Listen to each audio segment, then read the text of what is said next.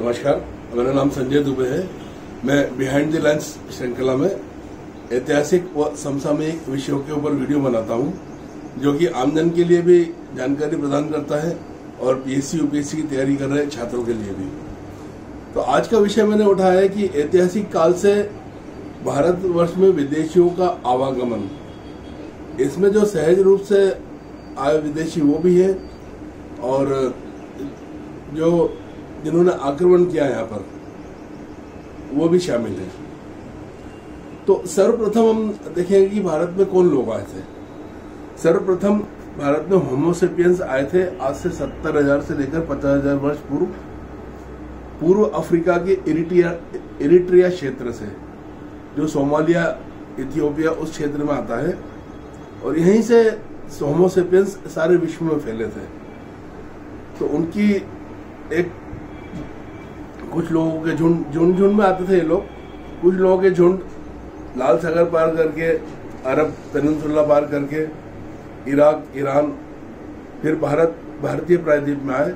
उसमें से कुछ लोग यहीं रुक गए, कुछ लोग आगे चलते हुए दक्षिण पूर्व एशिया व ऑस्ट्रेलिया तक गए। इन सारी चीजों के साक्ष्य मिलते हैं, डीएनए सबूत मिलते हैं। ये होमोसेपियंस यहीं रच बस गए और यहीं का हिस्सा बन गए। फिर इसके बाद हम चलते हैं आज से 12,000 वर्ष पूर्व, और ईरानियन सभ्यता के लोग बलूचिस्तान में आकर बसे। वहां पर ये रहते रहे। फिर वहां 9,000 वर्ष पूर्व कुछ सूखा पड़ा, कुछ अनाज और पानी का अभाव रहा, घास का अभाव रहा जानवरों के लिए। तो ये लोग चलकर फिर सिंधु घाटी में आए, जहां पर सिंधु घाटी और सरस्वती नदी की घाटी, जो उस समय काफी पानी था, काफी हरी भरी थी, वहां पर बसे।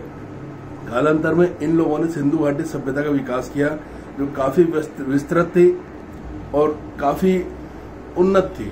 नगरीय विकास काफी था उसमें। मेहरगढ़ में सबूत मिलते हैं, हमें राखीगढ़ी में डीएनए सबूत मिलते हैं, जिससे सिद्ध होता है कि ये 12,000 वर्ष पूर्व वाली ईरानी सभ्यता के लोग थे।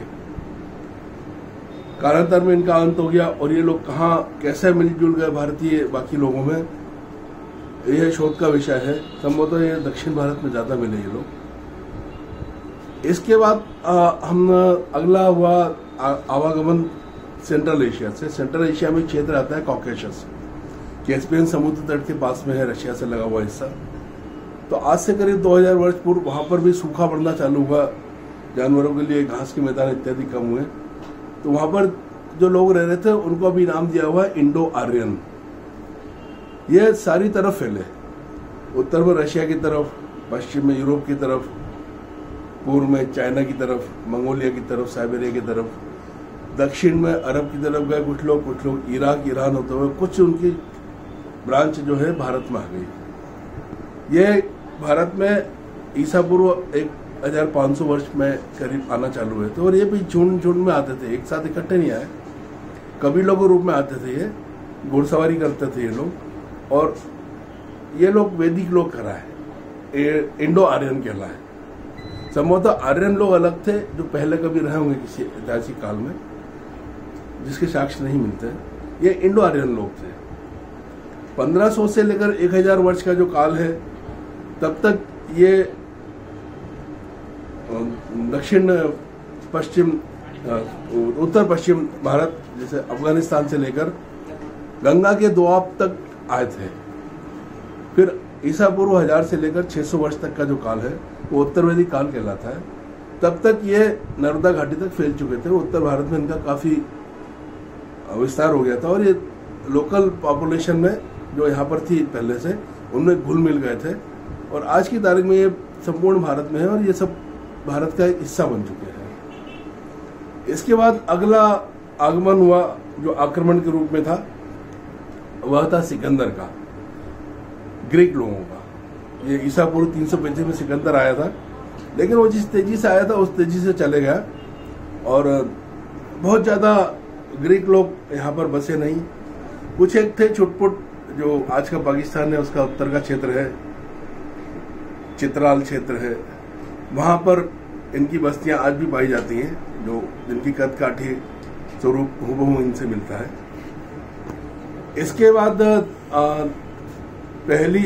दूसरी से चौथी शताब्दी ईसा पूर्व में इंडो शक लोग आए, सेंट्रल एशिया से आए थे, केंद्रीय एशिया से, वहां की जनजाति थी। और इन्होंने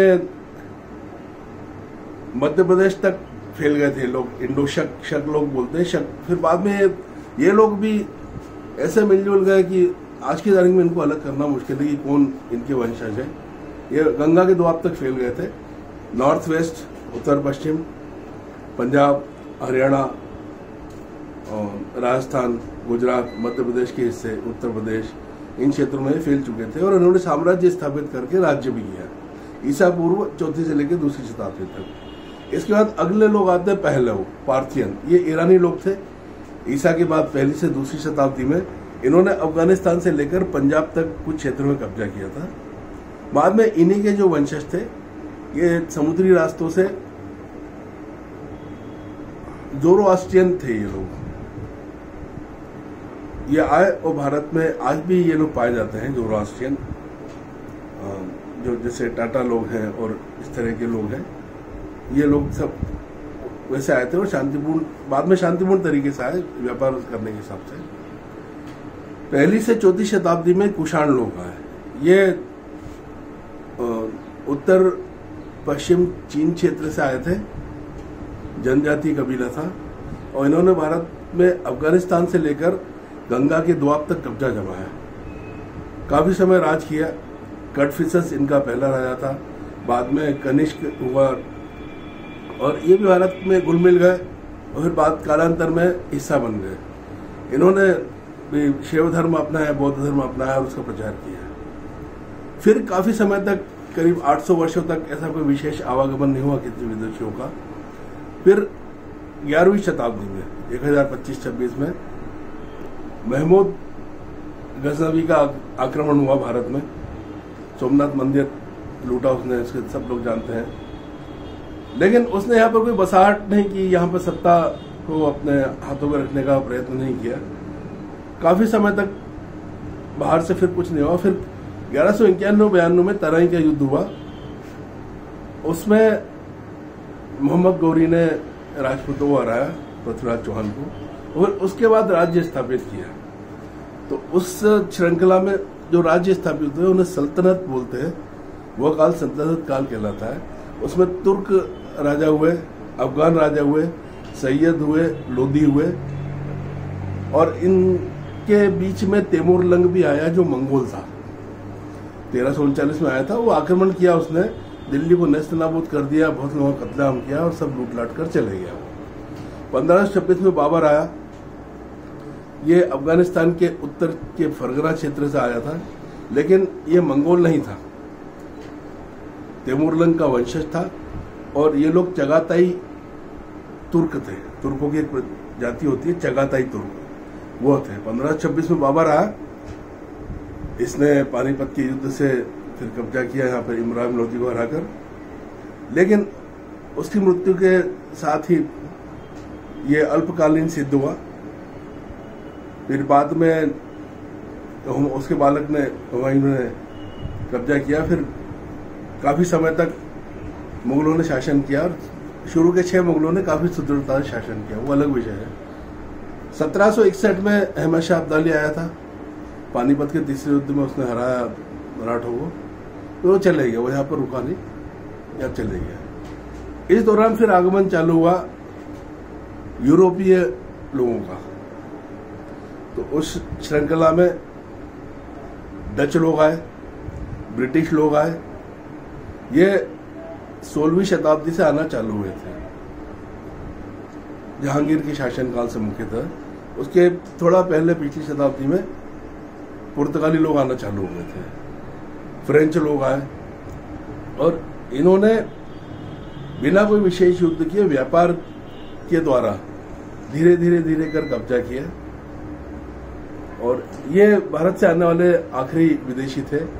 लेकिन एक फर्क है यहाँ पर, जो यूरोप से आए ये अंततः विदेशी ही रहे, राजकाज शासन व्यापार करने के बाद चले गए।